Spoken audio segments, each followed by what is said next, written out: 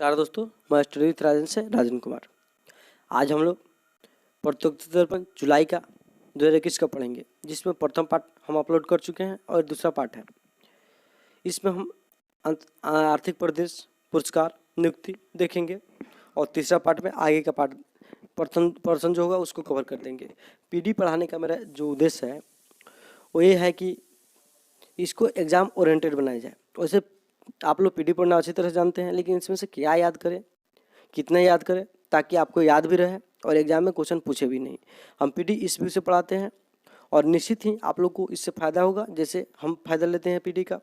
PD पढ़ने का तरीका ऐसे ही होना चाहिए मेरे अनुभव के अनुसार। आप लोग को पता है मेरे मार्क्स प्री में कैसे रहता है, मेंस सीधे बात है भाई, हम झूठ नहीं बोलते। मेंस नहीं निकला तो नहीं निकला है, ठीक है। तो हम आप लोग को मेंस निकलने की गारंटी नहीं ना ले रहे हैं।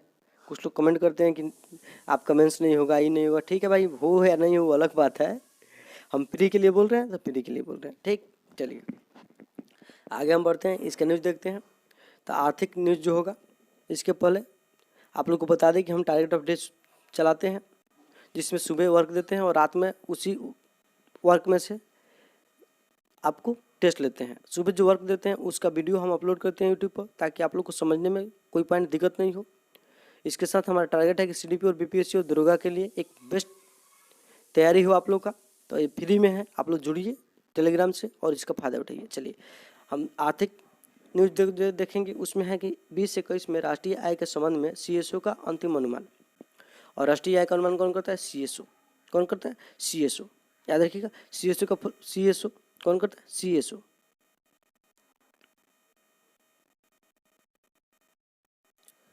जीडीपी के शुक्ल 7.3% रहने का ताज़ा अनुमान। चौथी तिमाही में वृद्धि दर इतना % रहने का अनुमान। इसका कोई जरूरत नहीं है, सीधे हम आएंगे।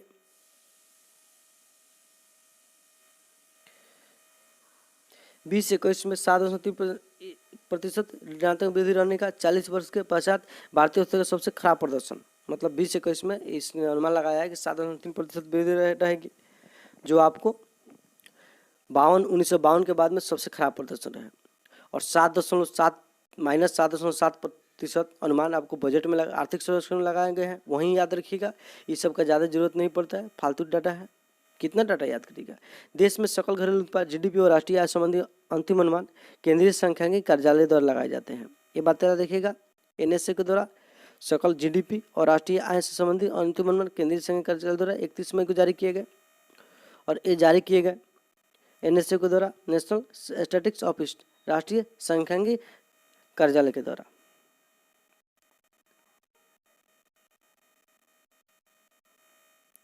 आगे हम बढ़ते हैं। अब देखिए, ये आपको जो अनुमान जारी गए हैं, एक स्थिर मूल्य पर जारी किए गए हैं, एक आपको प्रचलित मूल्य पर जारी किए गए हैं। स्थिर मूल्य का आधार वर्ष 11/12 लिया गया है सरकार के द्वारा। इसको चेंज किया जाता रहा है, लेकिन करंट में 11/12 ही है।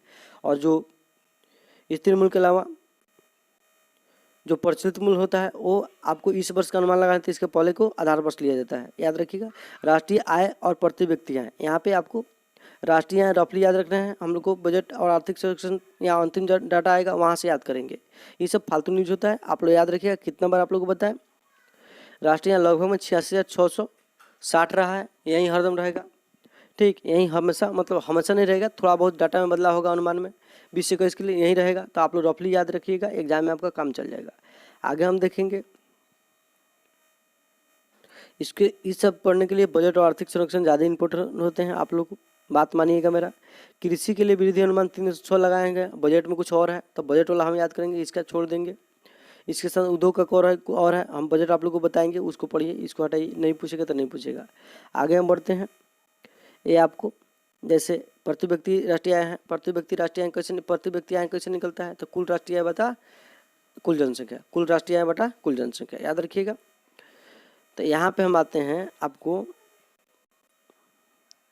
1,28,829, ये जो अनुमान है स्थिर मूल्य पर नहीं है, ये किस पर आधारित है? तो आप लोग को हम बता रहे हैं, ये प्रचलित मूल्य पर आधारित है। स्थिर मूल्य पर अलग हो जाएगा, प्रचलित मूल्य पर अलग होगा। और ये हमको आपको समझा है। स्थिर मूल्य के लिए आधार वर्ष 11/12 लिया जाएगा, ठीक। चलिए, तो दोनों अलग अलग हो जाते हैं। यहाँ पे हम बस यही न्यूज़ यहाँ से था जो था आप बता दिए, बाकी सब फालतू आप लोग बजट आर्थिक सर्वेक्षण पढ़िएगा, वहीं से क्वेश्चन बनेंगे। कोरोना के दूसरी लहर के दुष्प्रभाव के राहत के लिए आरबीआई का राहत पैकेज रिजोल्यूशन फ्रेमवर्क 2 लाया गया है। रिजोल्यूशन फ्रेमवर्क 2 किसके लिए लाया गया है? तब आपको कोरोना के दूसरी लहर के दुष्प्रभाव से राहत के लिए लाया गया है। किसके द्वारा? आरबीआई के द्वारा। इसमें एमएसएमई को विकसित करने का प्लान है तथा व्यापारी लोगों को ऋण देने का प्लान बनाया गया है। ठीक, ये प्रथम तिमाही दूसरी तिमाही, इसका याद करने की कोई जरूरत नहीं होता है। वृद्धि दर प्रथम तिमाही एक याद रखिएगा कब, तो आपको 2021-16 जिसमें आपको -24.4% रिकॉर्ड ऋणात्मक वृद्धि रही। बाकी सब आपको याद करने की जरूरत नहीं, फालतू डाटा होते हैं। आप बजट आर्थिक सर्वेक्षण देखिए, वो जरूरी होते हैं।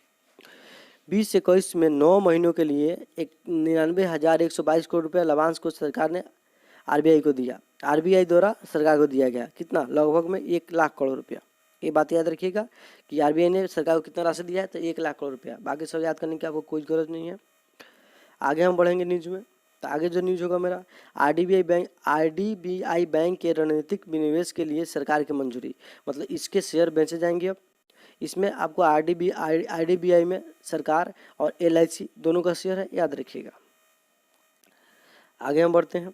विदेशों में संप्रेषित धन प्राप्तियों में भारत का पहला और चीन की दूसरी स्थान। ये आपको विदेशों से मतलब हम किसी देश के नागरिक दूसरे देश में कमाने गए हैं, वहाँ से कितने पैसा भेजते हैं, उसमें भारत का प्रथम स्थान, चीन का दूसरा स्थान। भारत के नागरिक द्वारा 83.1 अरब डॉलर राशि भेजा गया और चीन के द्वारा 60 के लगभग भेजा गया। भारत वाला घाटा और चीन वाला भी घाटा है, मतलब दोनों में इससे ऋणात्मक वृद्धि हुई है, जितना भी हो लेकिन हुई है। तीसरा स्थान पर मैक्सिको है। बस बाकी सब फालतू डाटा है, याद करने की जरूरत नहीं है। आगे हम बढ़ते हैं। कोरोना महामारी के बावजूद 2020-21 में भारत में विदेशी प्रत्यक्ष निवेश में वृद्धि आया है, वाणिज्य मंत्रालय का रिपोर्ट है। ठीक, अब यहाँ पे हम देखेंगे ये कितना एफडीआई रहा भारत में, तो 81.72 एफडीआई रहा। कितना रहा दोस्तों? 81.72, याद रखिएगा। 81.72 अरब डॉलर एफडीआई आया। ठीक है, जिसमें एक इक्विटी पर प्रवाह कितना थे? तो 60 अरब डॉलर। ये बात दोनों याद रखिएगा। इक्विटी प्रवाह कितने थे? 60 अरब डॉलर। पर सबसे बड़ा देश जो भारत में एफडीआई आया वो आया था सिंगापुर। कौन देश था? सिंगापुर, याद रखिएगा। सिंगापुर के दूसरा स्थान किसका था? तो दूसरा स्थान जो था आपको था, दूसरा स्थान रहा अमेरिका का और तीसरा स्थान मॉरिशस का रहा। इस रिपोर्ट के अनुसार प्रथम याद रखिए सिंगापुर, बाकी सब याद करने की कोई आवश्यकता नहीं। अमेरिका याद रख सकते हैं। दूसरा, सबसे अधिक एफडीआई किस क्षेत्र में है? तो आपको कंप्यूटर और सॉफ्टवेयर एंड हार्डवेयर क्षेत्र में है, ये बात याद रखिएगा। और सबसे अधिक किस राज्य में है एफडीआई? तो आपको गुजरात में है सबसे अधिक, उसके बाद महाराष्ट्र में है, तब कर्नाटक में है। तो गुजरात प्रथम, महाराष्ट्र दूसरा, याद रखिएगा। ठीक,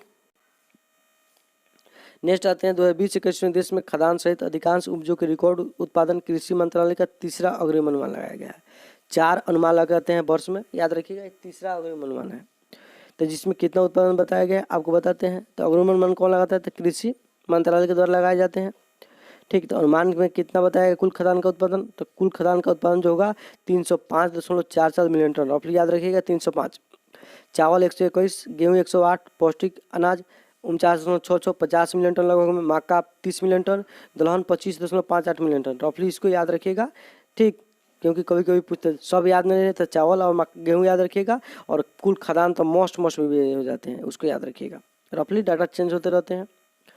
आगे हम बढ़ेंगे, ये सब कोई ज़रूरत नहीं है आप लोग को याद करने का, कोई इंपॉर्टेंट चीज़ यहाँ पे है नहीं, केवल एक बार पढ़ना हो तो पढ़ लीजिएगा, वैसे पढ़ना भी जरूरी नहीं है। आगे आते हैं हम।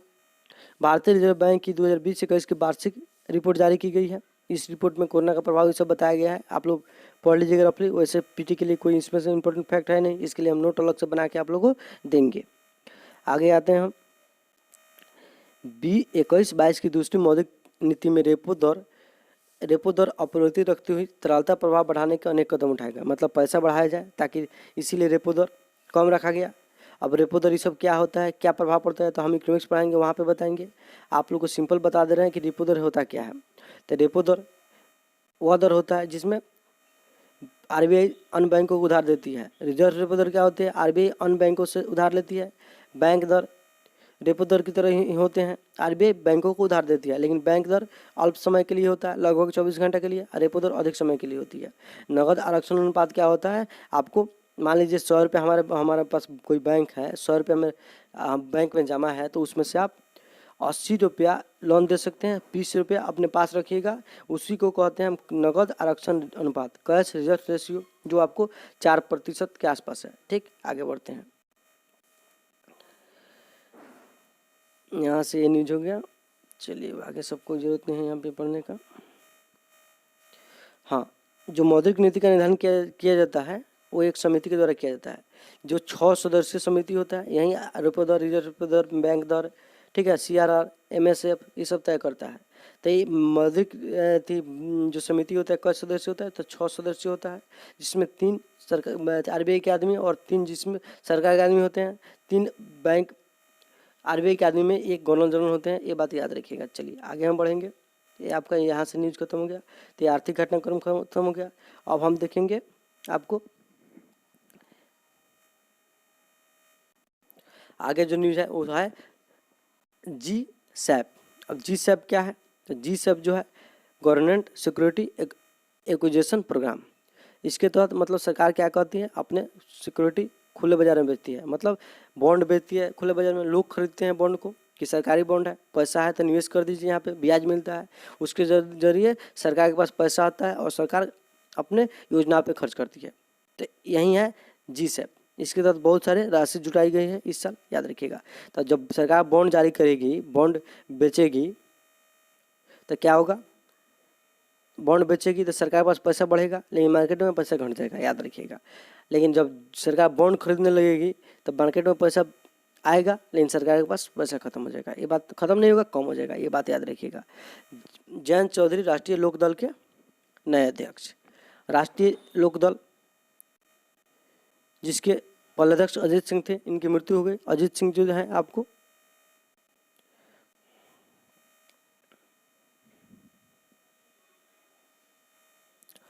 इसके पूर्व अध्यक्ष थे। अब इसके अध्यक्ष कौन बने? उनके बेटे जयंत चौधरी बने हैं। ठीक, याद रखिएगा। मुकुल कुमार, जयंत चौधरी, अजीत चौधरी, जो अजीत चौधरी हैं आपको चौधरी चरण सिंह के पुत्र हैं, और अजीत चौधरी के पुत्र जयंत चौधरी हैं। तो रफली लोक दल के अध्यक्ष कौन है? जयंत चौधरी, याद रखिएगा। ये पार्टी आपको उत्तर प्रदेश और कुछ क्षेत्रीय राज्यों में चुनाव लड़ती है, क्षेत्रीय पार्टी है। मुकुल कुमार मैक्सिको में नए भारत के राजदूत। कोई आवश्यकता नहीं सब याद रखने का, ठीक है। मैक्सिको राजधानी मैक्सिको सिटी है, याद रखिएगा। ये आपको उत्तरी अमेरिका का देश है। एस बालचंद्र सूरीनाम के में भारत के नए राजदूत। ये भी कोई जरूरत नहीं है। आगे हम बढ़ते हैं। आगे जो न्यूज है वो है रामकरण वर्मा के केंद्रीय अफ्रीका गणराज्य में भारत के नए राजदूत के अतिरिक्त प्रभार। कोई गरज नहीं है। केंद्रीय अफ्रीका गणराज्य का है तो अफ्रीकन कंट्री है, याद रखिएगा। आगे हम देखेंगे सुबोध कुमार जायसवाल CBI के नए निर्देशक। मोस्ट BBI CBI के नए निर्देशक सुबोध कुमार जायसवाल, याद रखिएगा। ठीक, इन्होंने किन का स्थान लिया है? तो RK शुक्ला का स्थान इन्होंने लिया है। आगे हम देखेंगे आपको IB के अध्यक्ष कौन बने हैं? अरविंद कुमार के कार्यकाल में 1 वर्ष की वृद्धि की गई है, याद रखिएगा।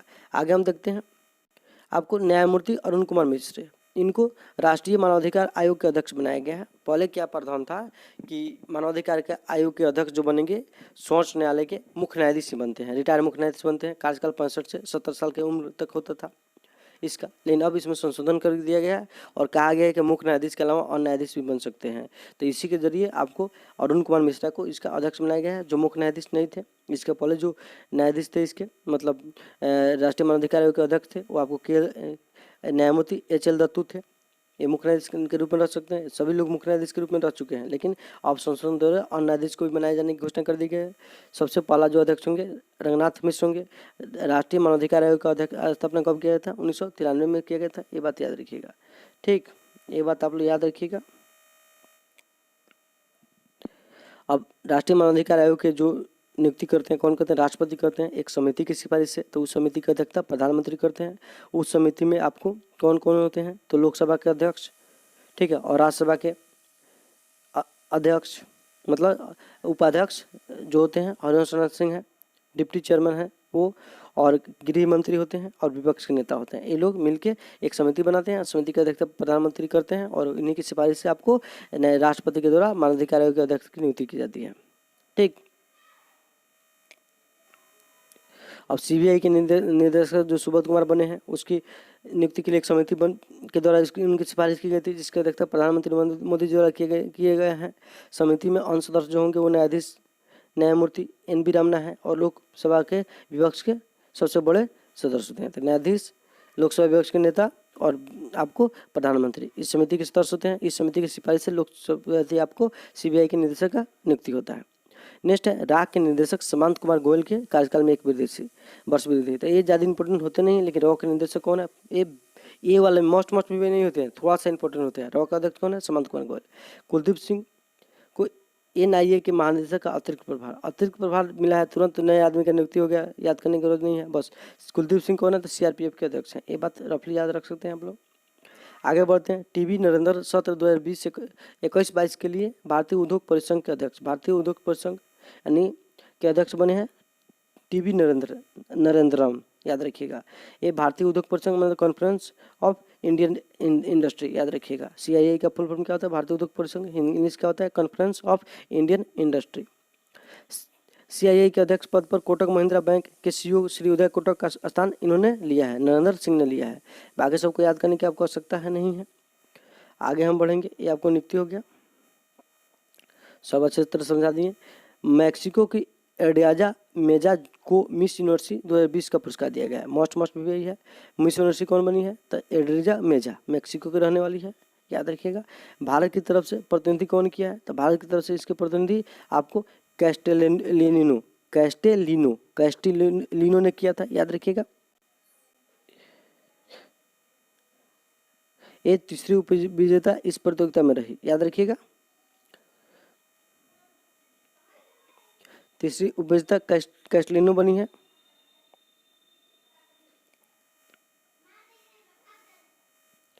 आगे हम बढ़ते हैं। NG फ्रंटियर्स में अनुसंधान के लिए एनर्जी फ्रंटियर्स में अनुसंधान के लिए प्रोफेसर CNR राव को एनी अंतर्राष्ट्रीय अवार्ड, ऊर्जा के क्षेत्र में काम करने वाले शोध किए हैं एनर्जी फ्रंटियर्स। इसमें CNR राव को एनी पुरस्कार दिया गया है। एनी पुरस्कार जो है ऊर्जा के क्षेत्र में दिया जाता है और नोबेल पुरस्कार से इसकी तुलना की जाती है। किस पुरस्कार से तुलना की जाती है, नोबेल पुरस्कार से तुलना की जाती है। इस पुरस्कार इनको कहाँ दिया गया, रोम में दिया गया। इटली के राष्ट्रपति सर्जिया मेट्रेला की उपस्थिति में इन्हें प्रदान किया गया रोम में, याद रखिएगा। आगे हम देखते हैं पुरस्कार। जो पुरस्कार 2 ही पुरस्कार लगता है इस बार दिया है, ठीक है, दोनों इंपॉर्टेंट है। आगे सुशील कुमार बहुत चर्चा में रहे। इन्होंने अपने एक पहलवान का, संदीप धनखड़ का हत्या करने का इन पर आरोप लगा है। ये 2 बार ओलंपिक में व्यक्तिगत पदक जीत चुके हैं। बीजिंग ओलंपिक में कांस्य पदक, लंदन ओलंपिक में आपको सिल्वर मेडल जीते थे, ठीक।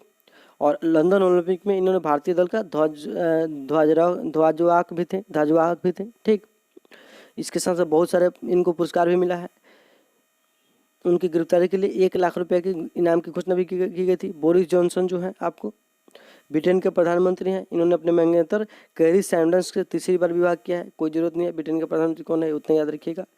निधन में इंपॉर्टेंट तो होते नहीं, कोई इंपॉर्टेंट होता है। जगमोहन आपको राजनीति से संबंधित थे, नाम इतना इंपॉर्टेंट है नहीं। किसी राज्य के होंगे तो उस राज्य वाले लोग याद रख सकते हैं इसको। चौधरी अजीत सिंह बतबे किए हैं कि लोकदल के अध्यक्ष थे, इनकी मृत्यु हो गई। ये पूर्व प्रधानमंत्री चौधरी चरण सिंह के बेटे थे।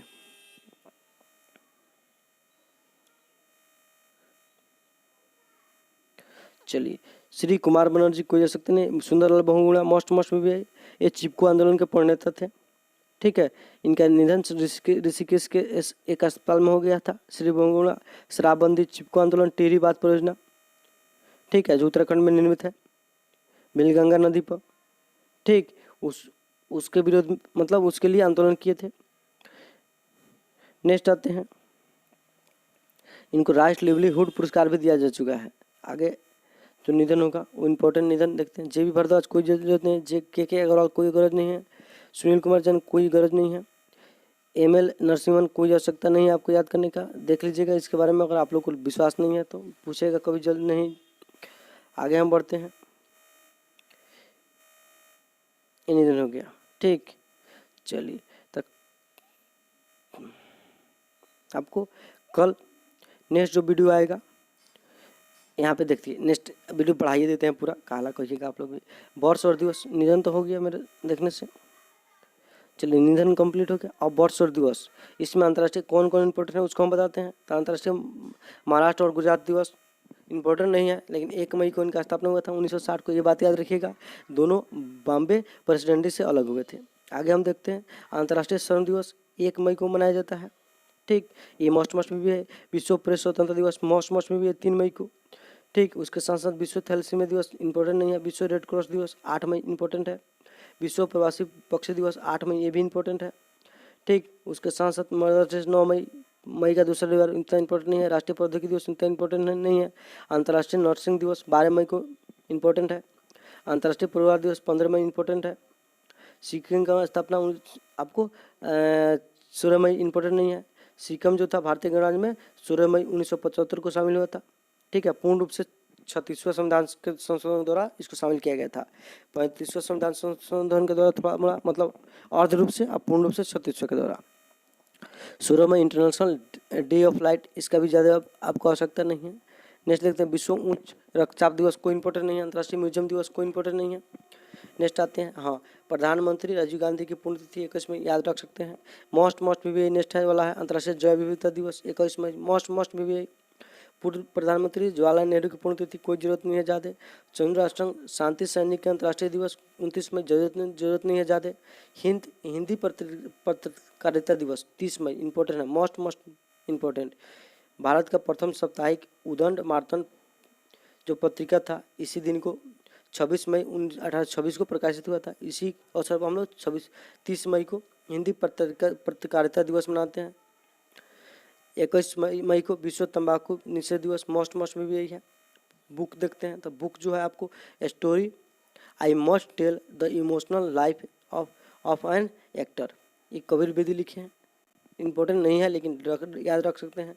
India and Asian geopolitics, Shivshankar Menon important है। How to avoid a climate disaster, most Bill Gates. India power elite caste class and culture revolution, Sanjaya Baru लिखे हैं, इंपॉर्टेंट है, इनका नाम इंपॉर्टेंट है। सूले वन मैन ऑन होप, ये आपको जॉन ग्रिशमन का लिखा है। अंतरिक्ष क्षेत्र में देखते हैं तो स्पेसएक्स के द्वारा जो आपको भेजा गया था मानव को अंतरिक्ष में, वो वापस लौट आए हैं। रूसी अंतरिक्ष एजेंसी के द्वारा इन लोगों को समुद्र से बाहर निकाला गया। वायु सेना का मिग 21 फिर दुर्घटनाग्रस्त हुआ है, बार 18, 21, 27 दुर्घटनाग्रस्त होते हैं। इन्हें सेना से निकाल देना चाहिए। सैनिकों के लिए ताबूत के किल साबित होते हैं, इनको ताबूत के किल के नाम से भी जाना जाता है। इटली की में आल्प्स पर्वत श्रृंखला में केबल कार दुर्घटना में 14 लोग मारे गए, कोई ज़रूरत नहीं है। आल्प्स पर्वत कहाँ है, तो आपको यूरोप में है, इटली यूरोप में है। इटली की राजधानी आपको रोम है। इटली में पो एक नदी है जिसको आपको इटली के गंगा के नाम से जानते हैं। यूरोप का भारत इटली को कहा जाता है क्योंकि वहाँ पे आल्प्स है, भारत में हिमालय है। कांगो में निरागोगो ज्वालामुखी में विस्फोट, कांगो जो है आपको अफ्रीकन कंट्री है, ठीक है। यहाँ पे निरागोगो ज्वालामुखी में विस्फोट हुआ है, याद रखिएगा। माउंट निरागो कांगो में है, उसमें विस्फोट हुआ है, ठीक। चलिए नेक्स्ट न्यूज है, शेरपा गाइड कामी रीता द्वारा रिकॉर्ड 25वीं बार माउंट एवरेस्ट पर चढ़ा गया है, ये बात याद रखिएगा, ठीक है। रिकॉर्ड है, बाकी लोग के नाम। महिला पर्वतारोहियों में हांगकांग के त्यांग सिंह होंग का सबसे तेज़ी से एवरेस्ट पर चढ़ने का रिकॉर्ड है, ठीक, याद रखिएगा। चलिए आगे हम बढ़ते हैं खेलकूद में।